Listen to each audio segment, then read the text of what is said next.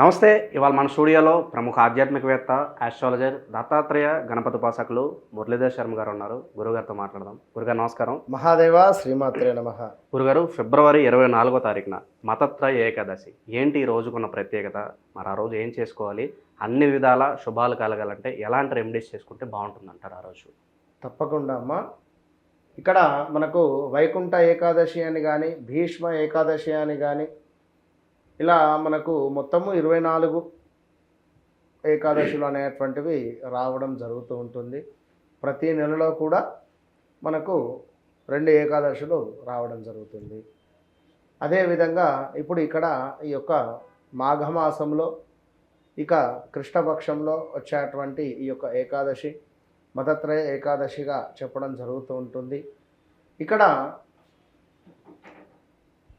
ఎవరికైనా కూడా వాస్తవానికి ఒక విషయం ఏమిటంటే, ఏకాదశి అంటేనే విశేషమైనటువంటి ఉపవాసాలకు ప్రసిద్ధి.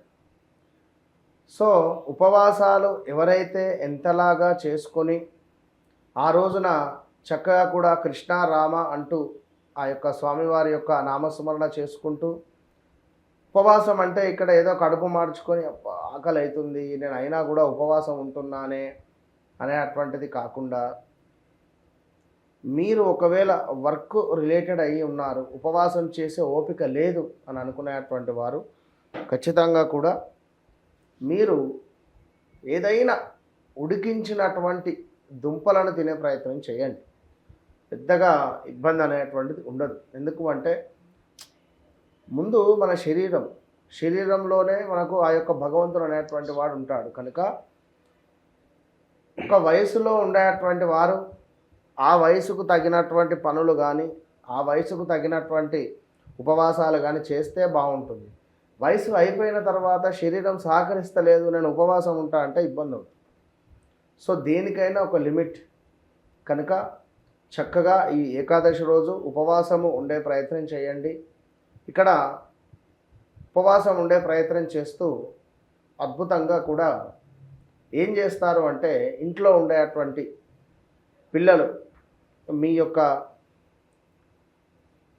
పిల్లలు కావచ్చును, మీ అన్నయ్య పిల్లలు కావచ్చును, లేదా మీ చెల్లె పిల్లలు కావచ్చును, ఎవరైనా పిల్లలకు ఈరోజు ఒక సర్ప్రైజ్, అది మనీ రిలేటెడ్ ఏదైనా వారికి ఇచ్చే ప్రయత్నం చేయండి. వాళ్ళకి ఇష్టమైనది ఏదైనా కొనిచ్చేటువంటి ప్రయత్నం చేయండి పిల్లలకు.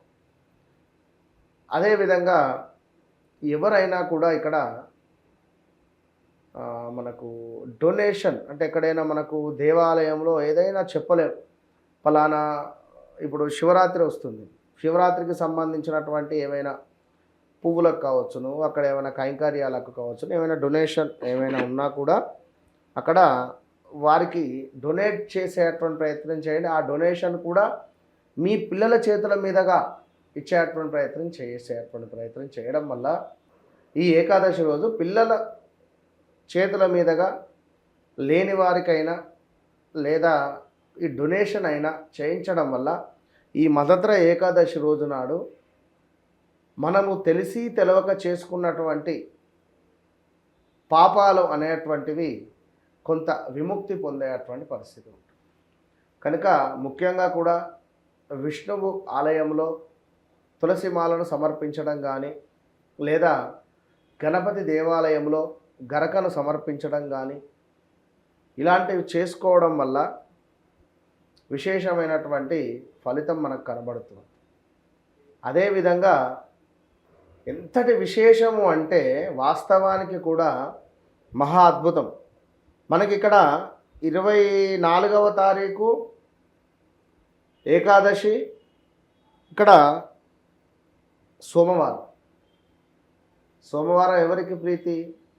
ఈశ్వరునికి ప్రీతి. సో ఇక్కడ ఈశ్వరుడు కావచ్చును, అదేవిధంగా విష్ణుమూర్తి కావచ్చును, ఇద్దరు కూడా ధ్యానంలోనే ఉంటారు. ఈశ్వరుడు వచ్చేసి విష్ణువు ధ్యానంలో, విష్ణువుడు వచ్చేసి ఈశ్వరుని యొక్క ధ్యానంలోనే ఉండే పరిస్థితి. అలాంటి ఈ సోమవారం రోజు మనకు ఏకాదశి కలిసి రావడం ఇంకా విశేషం. కనుక ఖచ్చితంగా ఈరోజు ఎవరైతే రుద్ర అభిషేకం కావచ్చునో, లేదా మనకు పంచామృతాలతో ఈశ్వరునికి అభిషేకం చేసుకున్నా కూడా విశేషమైనటువంటి ఫలితం అయితే కనబడుతుంది. ఇక్కడ కొన్ని దేవాలయాలలో ఏకాదశి రుద్రాభిషేకాలు ఉంటుంది. అంటే సుమారుగా కూడా 11 ఏకాదశులు కూడా, అంటే నెలలో 2 వస్తూ ఉంటాయి మనకు.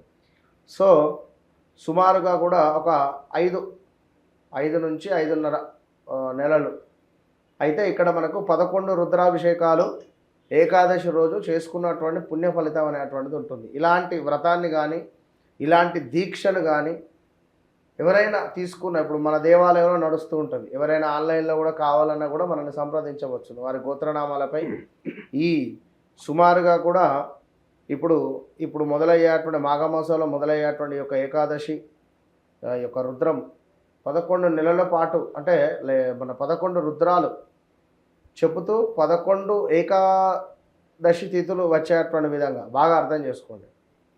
అంటే సుమారుగా మనకు 5 నెలలకు 10 ఏకాదశులు అయిపోతున్నాయి, 10 రుద్రాభిషేకాలు అయిపోతున్నవి.